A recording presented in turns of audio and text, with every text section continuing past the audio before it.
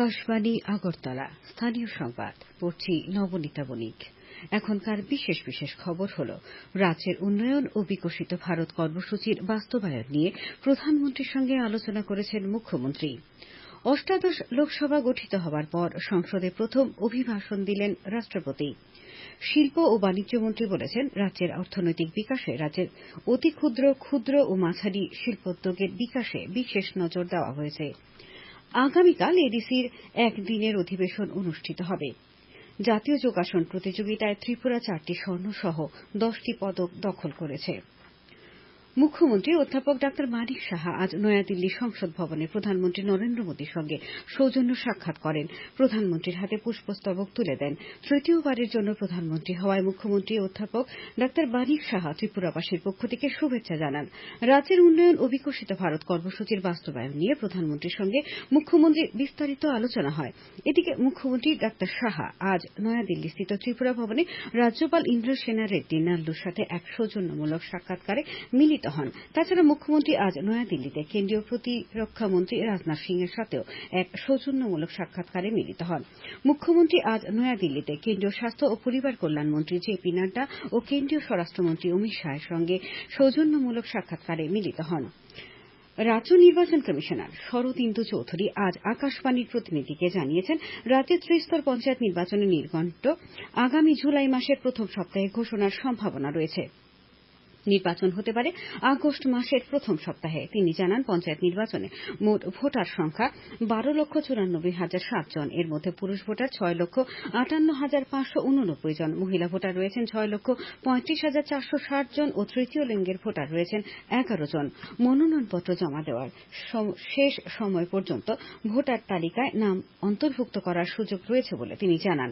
রাজ্য নির্বাচন কমিশনার আরও জানান, পঞ্চায়েত নির্বাচনে অনলাইনে মনোনয়নপত্র জমা দেবার কোনো আইনি বিধান নেই, ফলে অনলাইনের মাধ্যমে মনোনয়নপত্র গ্রহণ করা সম্ভব হবে না।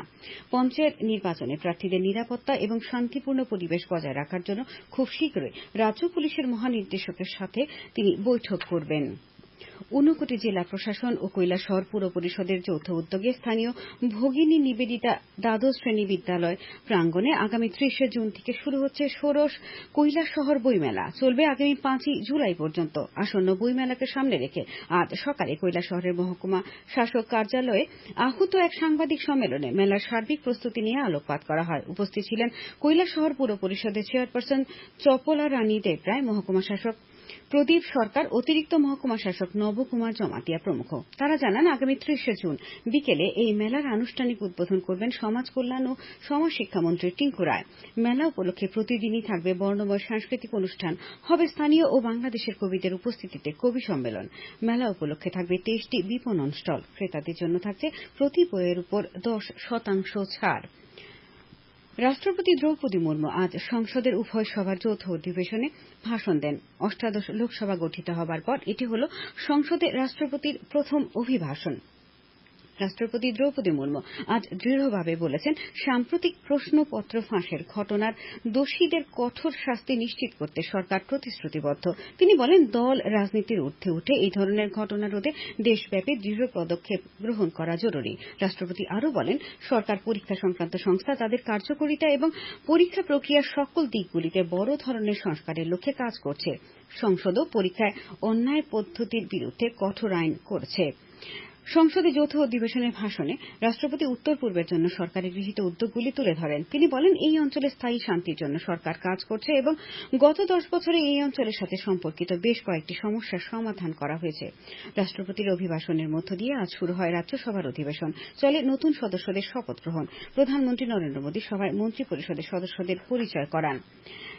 বিরোধীরা আজ সংসদের যৌথ অধিবেশনে রাষ্ট্রপতি দ্রৌপদী মুর্মুর ভাষণের সমালোচনা করেছেন। সংসদের বাইরে সংবাদ মাধ্যমের সাথে কথা বলার সময় কংগ্রেস সাংসদ তারিক আনোয়ার বলেন, রাষ্ট্রপতির ভাষণে দারিদ্র্য, মুদ্রাস্ফীতি এবং বেকারত্ব সহ প্রকৃত সমস্যাগুলিকে উপেক্ষা করা হয়েছে। এতে শুধুমাত্র সরকারের সাফল্যের দিকগুলি তুলে ধরা হয়েছে। সমাজবাদী পার্টির প্রধান অখিলেশ যাদব বলেন, সরকার বিশ্বের ৫ম বৃহত্তম অর্থনীতি হওয়ার কথা বললেও যেখানে ব্যাপক বেকারত্ব রয়েছে এবং কৃষকরা ক্ষতিগ্রস্ত হচ্ছে, সেখানে শুধুমাত্র কিছু নির্বাচিত লোক উপকৃত হচ্ছে। তিনি অগ্নিবীর প্রকল্প বাস্তবায়ন নিয়েও সরকারের সমালোচনা করেন। সাংসদ বিপ্লব কুমার দেব আজ নয়াদিল্লিতে সংসদে প্রদত্ত রাষ্ট্রপতি দ্রৌপদী মুর্মুর ভাষণের উপর প্রতিক্রিয়া ব্যক্ত করতে গিয়ে বলেন, রাষ্ট্রপতির ভাষণে মূলত প্রধানমন্ত্রী নরেন্দ্র মোদীর গত 10 বছরের শাসনকালে দেশের বিভিন্ন অগ্রগতির কথাই উঠে এসেছে।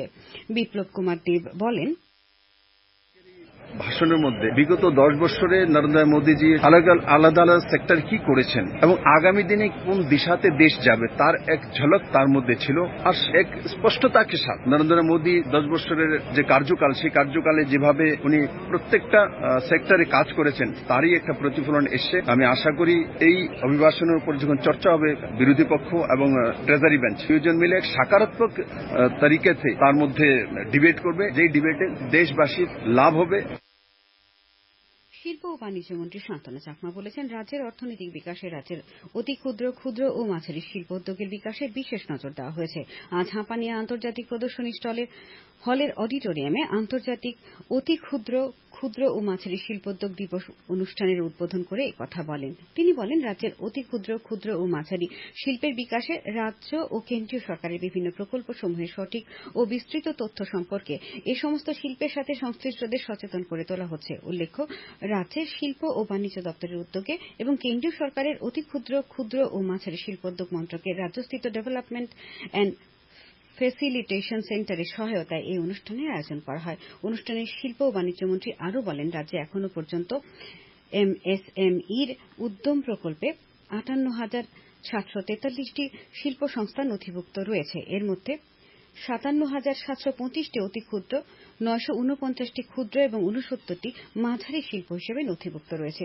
অনুষ্ঠানে শিল্প ও বাণিজ্য দপ্তরের অধিকর্তা বিশ্বশ্রী বি বলেন, পিএম বিশ্বকর্মা প্রকল্পে এখনো পর্যন্ত রাজ্যে ১০,৯৪৫ জনকে বিভিন্ন ক্ষেত্রে প্রশিক্ষণ দেওয়ার অনুমোদন দেওয়া হয়েছে। এর মধ্যে ২,৭৫৪ জনকে প্রশিক্ষণ দেওয়া হয়েছে। এই প্রকল্পে প্রশিক্ষণপ্রাপ্তদের ৫% সুদে প্রথম পর্যায়ে সর্বোচ্চ ১ লক্ষ টাকা পর্যন্ত ঋণ দেওয়া হয়। এখনো পর্যন্ত রাজ্যে ৩৬ জন এই প্রকল্পে ঋণ পেয়েছে। তৃতীয়বারের মতো প্রধানমন্ত্রীর পদে দায়িত্বভার গ্রহণের পর প্রধানমন্ত্রী নরেন্দ্র মোদী আগামী ৩০ জুন আকাশবাণীর মন কি বাত অনুষ্ঠানে দেশ বিদেশের জনগণের সাথে মত বিনিময় করবেন। এটি হল মন কি বাত অনুষ্ঠানের ১১১তম পর্ব। জনগণ মন কি বাতের জন্য ভাবনা, চিন্তা ও পরামর্শ টোল ফ্রি নম্বর ১৮০০১১৭৮০০ নম্বরে শেয়ার করতে পারবেন। এছাড়া নরেন্দ্র মোদী অ্যাপ অথবা মাইগভ ওপেন ফোরামে জমা দিতে পারবেন। আগামীকাল পর্যন্ত এইসব পরামর্শ গ্রহণ করা হবে। খবর প্রচারিত হচ্ছে আকাশবাণীর আগরতলা কেন্দ্র থেকে। আগামীকাল ত্রিপুরা উপজাতি এলাকা স্বশাসিত জেলা পরিষদের একদিনের অধিবেশন অনুষ্ঠিত হবে। সকাল ১১টায় খুমলুংস্থিত পরিষদীয় ভবনে বসবে এই অধিবেশন। এডিসির চেয়ারম্যান জগদীশ দেববর্মা এই অধিবেশনের আহ্বান করেছেন। তিপ্রামথা রাজ্য সভাপতি বিজয় কুমার রাঙ্খল আজ আগরতলায় এক সাংবাদিক সম্মেলনে জানান, আসন্ন ত্রিস্তর পঞ্চায়েত নির্বাচনে বিজেপি একাই প্রতিদ্বন্দ্বিতা করতে পারে। তিনি জানান, তিপ্রামথা দলের পক্ষ থেকে আজ রাজ্য নির্বাচন কমিশনারের কাছে ডেপুটেশন প্রদান করা হয়। এই ডেপুটেশনে অবিলম্বে ভিলেজ কাউন্সিল নির্বাচনের দাবি জানানো হয়। শ্রী রাঙ্খল অভিযোগ করেন, তিপ্রামথা দলের সঙ্গে কেন্দ্র ও রাজ্য সরকারের সাথে যে ত্রিপাক্ষিক চুক্তি হয়েছিল সেই চুক্তি অনুযায়ী কাজ করছে না রাজ্য সরকার। সাংবাদিক সম্মেলনে উপস্থিত ছিলেন তিপ্রামথা দলের নেতা মেবার কুমার জমাতিয়া, রাজ্যেশ্বর দেববর্মা প্রমুখ। সিআইটিওর রাজ্য সম্পাদক শঙ্কর প্রসাদ দত্ত আজ আগরতলায় এক সাংবাদিক সম্মেলনে অভিযোগ করেন, রাজ্যের চা বাগানগুলির জমি দখলের ষড়যন্ত্র চলছে। তিনি বলেন, চা বাগানের জমি কেউ দখল করতে পারে না, কেবলমাত্র জাতীয় স্বার্থে জেলা শাসক নির্ধারিত নিয়ম মেনে জমি নিতে পারেন। চা বাগানের জমি বেআইনিভাবে দখল করার চেষ্টার প্রতিবাদে আগামী ১ জুলাই সিটুর পক্ষ থেকে শ্রম দপ্তরে ডেপুটেশন দেওয়া হবে। তাছাড়া আগামী ৪ জুলাই রাজ্যের পরিবহন শ্রমিকদের নানা সমস্যা নিয়েও ডেপুটেশন দেওয়া হবে। সাংবাদিক সম্মেলনে সিটুর রাজ্য সভাপতি মানিক দে সম কাজে সমান মজুরি প্রদানের দাবি জানান। চুক্তিবদ্ধ কর্মীদের ন্যূনতম ২৬,০০০ টাকা বেতনের প্রদানেরও দাবি জানান তিনি। বাংলাদেশের প্রধানমন্ত্রী শেখ হাসিনা আজ মুখ্যমন্ত্রী অধ্যাপক ডাক্তার মানিক সাহাকে উপহার হিসেবে আম, ইলিশ মাছ এবং রসগোল্লা পাঠিয়েছেন। আখাউড়া সীমান্ত বন্দরে আগরতলাস্থিত বাংলাদেশের সহকারী হাইকমিশনের প্রথম সচিব রেজাউল হক চৌধুরী এই উপহারগুলি গ্রহণ করেছেন। প্রথম সচিব জানান, বাংলাদেশের প্রধানমন্ত্রীর পক্ষ থেকে উপহার হিসেবে পাঠানো হয়েছে প্রসিদ্ধ হাড়িভাঙা আম ৪০০ কেজি, ৫০ কেজি ইলিশ মাছ এবং ৫০ কেজি রসগোল্লা। উল্লেখ্য, মুখ্যমন্ত্রী ডাক্তার সাহা সম্প্রতি উপহার হিসেবে বাংলাদেশের প্রধানমন্ত্রীকে কুইন আনারস ঢেঁড়স পাঠিয়েছিলেন। ঊনকোটি জেলার কাঁচারতল থানাধীন শান্তিপুরে আজ সকালে এক মোটর বাইক দুর্ঘটনায় এক যুবকের মৃত্যু হয়েছে। নিহতের নাম মোহিত সরকার ওরফে সাগর, বয়স 24 বছর। এই ঘটনায় তার সঙ্গে থাকা নির্মল বিশ্বাস নামে 18 বছর বয়সী এক যুবক গুরুতর আহত হয়ে হাসপাতালে চিকিৎসাধীন। বিধায়ক দীপঙ্কর সেন আজ বিলোনিয়ায় দক্ষিণ জেলা শিক্ষা আধিকারিকের সাথে দেখা করে জেলায় ছাত্র সংখ্যা কম সহ কোনো অজুহাতে কোনো সরকারি স্কুল বন্ধ না করার দাবি জানান। কোনো স্কুলের ছাত্র সংখ্যা কম থাকলে ভর্তি মেলা সহ স্থানীয় জনপ্রতিনিধিদের সহায়তায় ছাত্র সংখ্যা বাড়ানোর উদ্যোগ নেওয়ার পরামর্শ দেন। চন্দনমুড়া কৃষ্ণকুমার দ্বাদশ শ্রেণী বিদ্যালয়ের উদ্যোগে ও রাজ্য দূষণ নিয়ন্ত্রণ পর্ষদের সহায়তায় আজ মেলাঘর টাউন হলে বর্জ্য থেকে সম্পদ বিষয়ক এক আলোচনা সভা অনুষ্ঠিত হয়। আলোচনার উদ্বোধন করেন বিধায়ক কিশোর বর্মন। মণিপুরের শরণার্থী শিবিরে খাদ্য সামগ্রী দিল বিশ্ব মিঠাই কাউন্সিল ত্রিপুরা শাখা। গতকাল শরণার্থী শিবিরে গিয়ে খাদ্য সামগ্রী তুলে দেন সংগঠনের ত্রিপুরা শাখার সম্পাদক মুতুম অমিত সিং সহ অন্যান্যরা। শ্রী সিং মণিপুরে শান্তির পরিবেশ ফিরিয়ে আনার জন্য কেন্দ্র ও মণিপুর সরকারের প্রতি আহ্বান জানান। খেলার খবর। মধ্যপ্রদেশের ইন্দোরে অনুষ্ঠিত জাতীয় যোগাসন প্রতিযোগিতায় ত্রিপুরা 4টি স্বর্ণ সহ 10টি পদক দখল করেছে।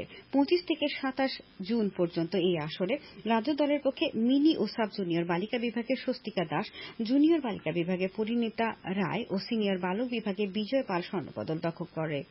সাব জুনিয়র বালিকা বিভাগে কৃত্তিকা দত্ত, সাব জুনিয়র বালিকা দলগত বিভাগে মিথি দেবনাথ, অঙ্কিতা দেবনাথ, রেশমি সেন, তৃষা চৌধুরী ও তুহিনা মহাজন, জুনিয়র বালক দলগত বিভাগে শুভদীপ ভৌমিক, ময়ান দেবনাথ, দেবজিৎ পাল, অভ্রনীল সাহা, শ্রীকান্ত দাস এবং সিনিয়র বালিকা দলগত বিভাগে পূজা সাহা, সুস্মিতা দেবনাথ, তৃষা দাস, ধারা সূত্রধর ও পূর্ণিমা দাস রৌপ্য পদক পায়। তাছাড়া 2টি ব্রোঞ্জ পায় মিনি বালক বিভাগে দিশান্ত সেন ও জুনিয়র বালিকা বিভাগে ধৃতি দেবনাথ। ত্রিপুরা যোগাসন স্পোর্টস অ্যাসোসিয়েশনের 31 সদস্য রাজ্য দল এই আসরে অংশ নিয়েছিল।